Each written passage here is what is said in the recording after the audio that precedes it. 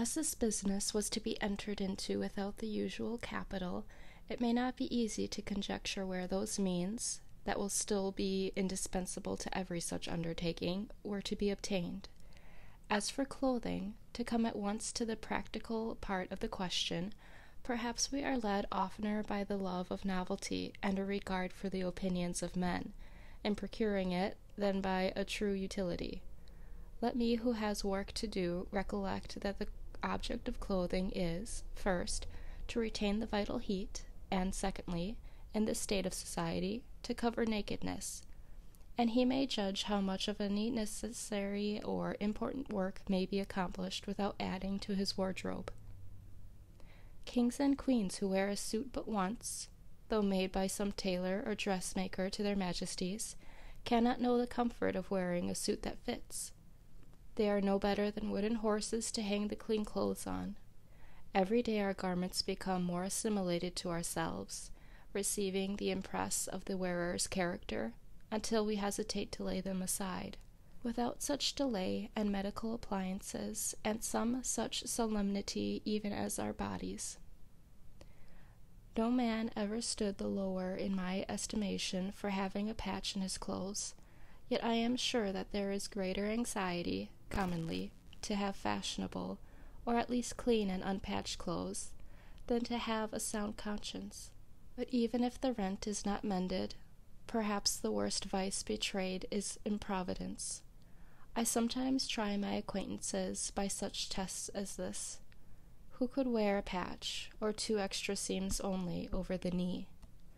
Most behave as if they believe that their prospects for life would be ruined if they should do it. It would be easier for them to hobble to town with a broken leg than with a broken pantaloon.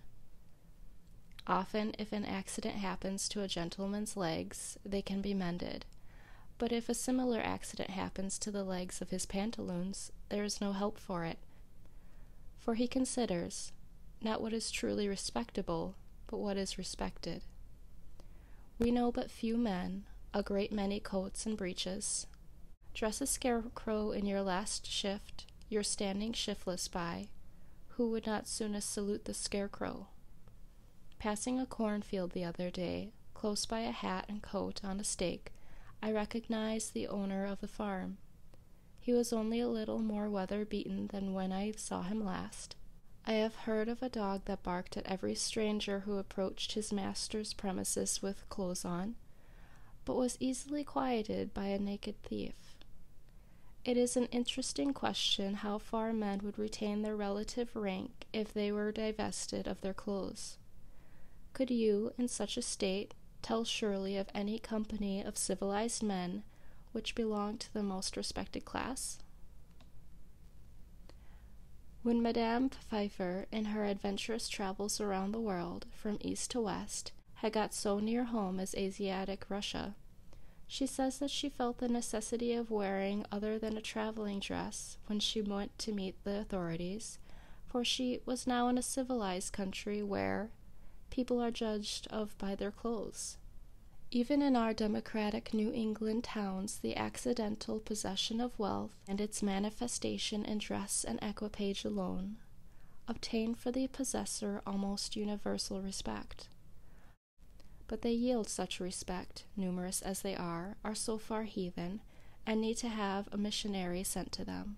Beside, clothes introduced sewing, a kind of work which you may call endless. A woman's dress, at least, is never done. A man who has at length found something to do will not need to get a new suit to do it in. For him the old will do, that has lain dusty in the garret for an indeterminate period.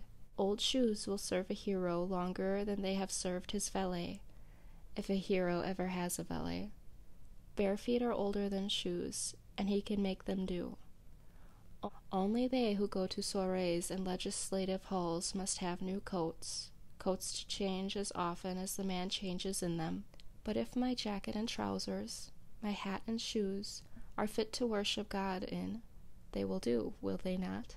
Whoever saw his old clothes, his old coat, actually worn out, resolved into its primitive elements, so that it was not a deed of charity to bestow it on some poor boy, by him perchance to be bestowed on some poorer still, or shall we say richer, who could do with less?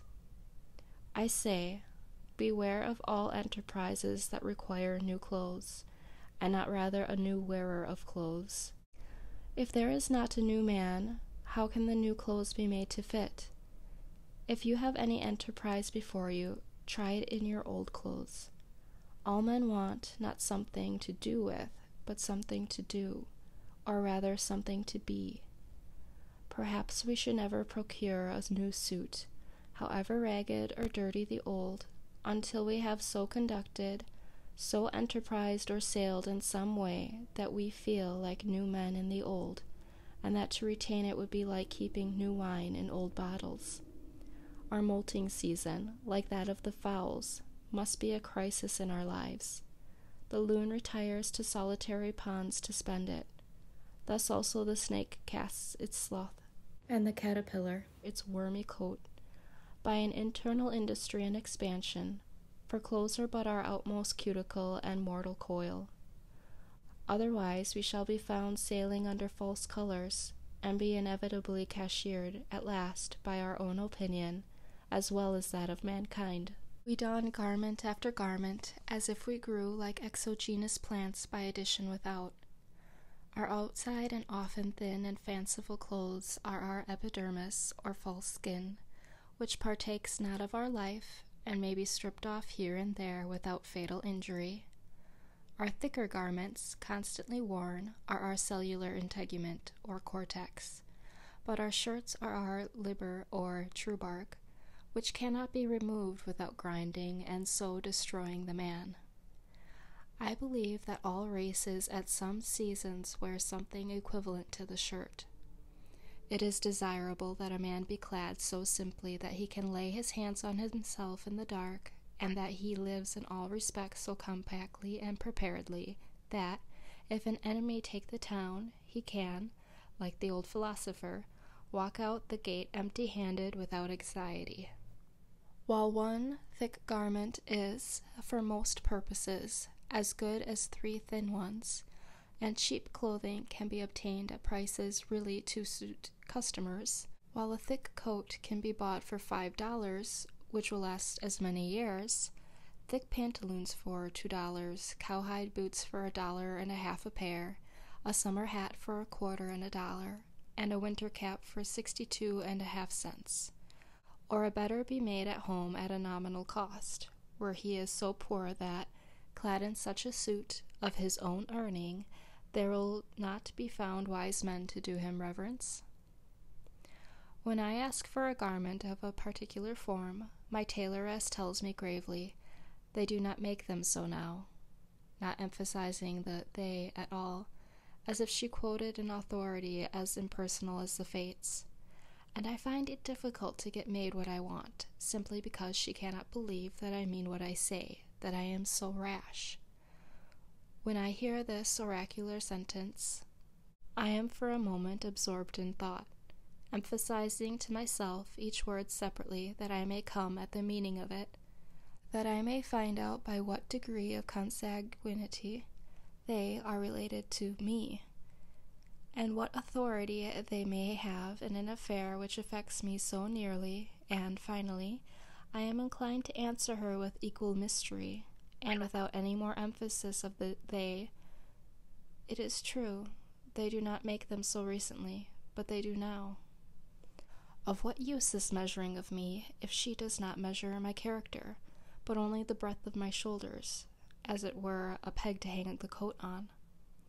We worship not the graces, nor the parquet, but fashion. She spins and weaves and cuts with full authority.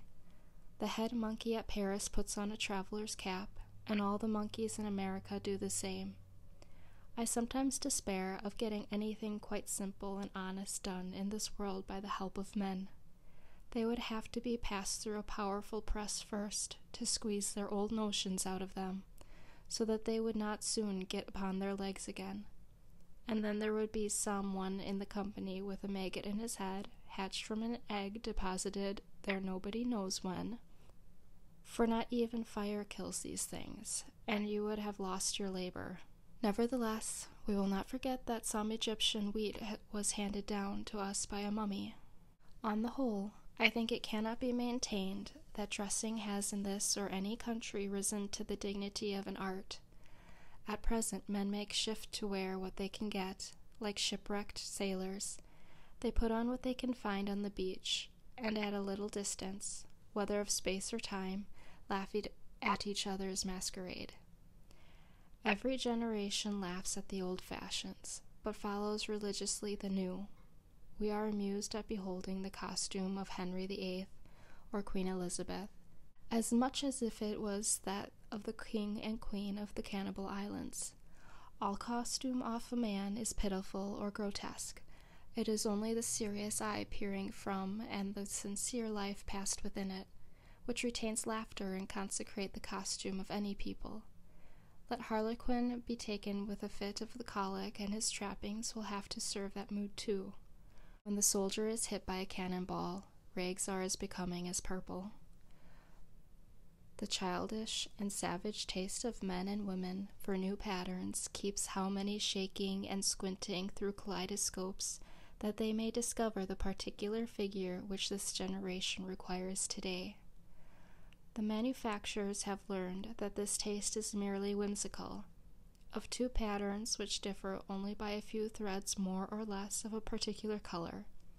The one will be sold readily, the other lie on the shelf, though it frequently happens that after a lapse of a season the latter becomes the most fashionable. Comparatively, tattooing is not the hideous custom which it is called.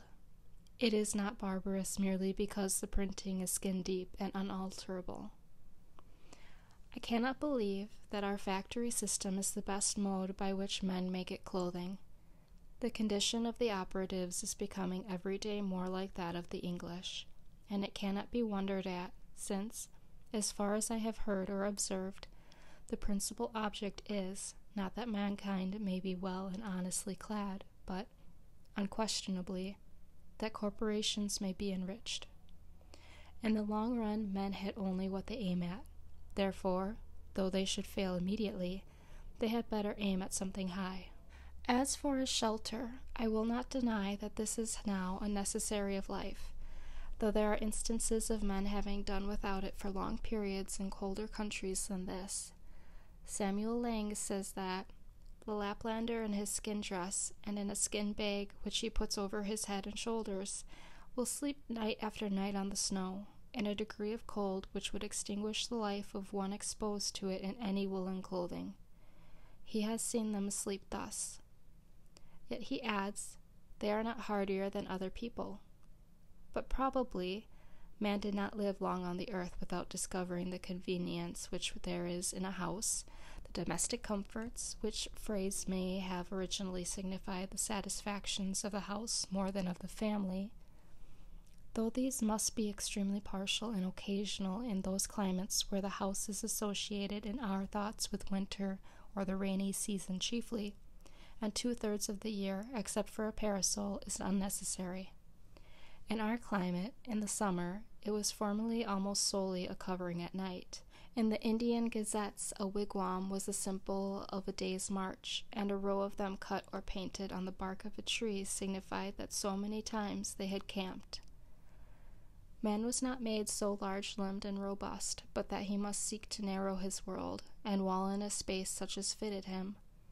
He was at first bare and out of doors, but though this was pleasant enough in serene and warm weather by daylight, the rainy season and the winter, to say nothing of the torrid sun, would perhaps have nipped his race in the bud if he had not made haste to clothe himself with the shelter of a house.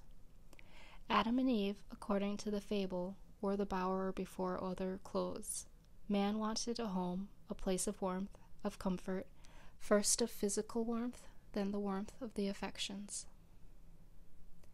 We may imagine a time when, in the infancy of the human race, some enterprising mortal crept into a hollow in a rock for shelter. Every child begins the world again, to some extent, and loves to stay outdoors, even in wet and cold. It plays house as well as a horse, having an instinct for it. Who does not remember the interest with which when young he loved at shelving rocks or any approach to a cave. It was the natural yearning of that portion of our more primitive ancestor which still survived in us. From the cave we have advanced to roofs of palm leaves, of bark or boughs, of linen woven and stretched, of grass and straw, of boards and shingles, of stones and tiles. At last, we know not what it is to live in the open air, and our lives are domestic in more senses than we think. From the hearth to the field is a great distance. It would be well, perhaps, if we were to spend more of our days and nights without any obstruction between us and the celestial bodies, if the poet did not speak so much from under a roof, or the saint dwell there so long. Birds do not sing in caves, nor do doves cherish their innocence in dovecots. However, if one designs to construct a dwelling house, it behooves him to exercise a little Yankee shrewdness, lest after all he find himself in a workhouse, a labyrinth without a clue, a museum, an almshouse, a prison, or a splendid mausoleum instead. Consider first how slight a shelter is absolutely necessary. I have seen Penobscot Indians in this town living in tents of thin cotton cloth, while the snow was nearly a foot deep around them, and I thought that they would be glad to have it deeper to keep out the wind. Formerly, when how to get my living honestly, with freedom left from my proper pursuits, was a question which vexed me even more than it does now, for unfortunately I am become somewhat callous. I used to see a large box by the railroad, 6 feet long by 3 wide, in which the laborers locked up their tools at night, and it suggested to me that every man who was hard pushed might get such a one for $1, and, having bored a few auger holes in it, to admit the air at least, get into it when it rained and at night, and hook down the lid, and so have freedom in his love, and his soul be free. This did not appear the worst, nor by any means a despicable alternative. You could sit up as late as you pleased, and whenever you got up, go abroad without any landlord or house lord dogging you for rent. Many a man is harassed to death to pay the rent of a larger and more luxurious box, who would not have frozen to death in such a box as this. I am far from jesting. Economy is a subject which admits of being treated with levity, but it cannot be so disposed of. A comfortable house for a rude and hardy race, that lived mostly out of doors, was once made here almost entirely of such materials as nature furnished ready to their hands. Guken, who was superintendent of the Indians subject to the Massachusetts colony, writing in 1674, says, "The best of their houses are covered very neatly, tight and warm, with barks of trees, slipped from their bodies at those seasons when the sap is up, and made into great flakes, with pressure of weighty timber when they are green.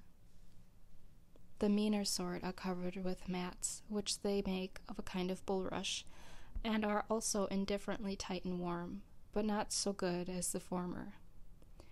Some I have seen, 60 or 100 feet long and 30 feet broad. I have often lodged in their wigwams, and found them as warm as the best English houses." He adds that they were commonly carpeted and lined within with well-wrought embroidered mats, and were furnished with various utensils. The Indians had advanced so far as to regulate the effect of the wind by a mat suspended over the hole in the roof and moved by a string. Such a lodge was in the first instance constructed in a day or two at most, and taken down and put up in a few hours, and every family owned one or its apartment in one. In the savage state, every family owns a shelter as good as the best, and sufficient for its coarser and simpler wants. But I think that I speak within bounds when I say that, though the birds of the air have their nests, and the foxes their holes, and the savages their wigwams, in modern civilized society, not more than 1/2 the families own a shelter. In the large towns and cities, where civilization especially prevails, the number of those who own a shelter is a very small fraction of the whole. The rest pay an annual tax for this outside garment of all. Become indispensable summer and winter, which would buy a village of Indian wigwams, but now helps to keep them poor as long as they live. I do not mean to insist here on the disadvantage of hiring compared with owning, but it is equivalent that the savage owns his shelter because it costs so little, while the civilized man hires his commonly because he cannot afford to own it, nor can he, in the long run, any better afford to hire. But, answers one, by merely paying this tax, the poor civilized man secures an abode, which is a palace compared with the savages. An annual rent of from $25 to $100, these are the country rates, entitles him to the benefit of the improvements of centuries, spacious apartments, clean paint and paper, Rumford fireplace, back plastering, Venetian blinds, copper pump, spring lock, a commodious cellar, and many other things.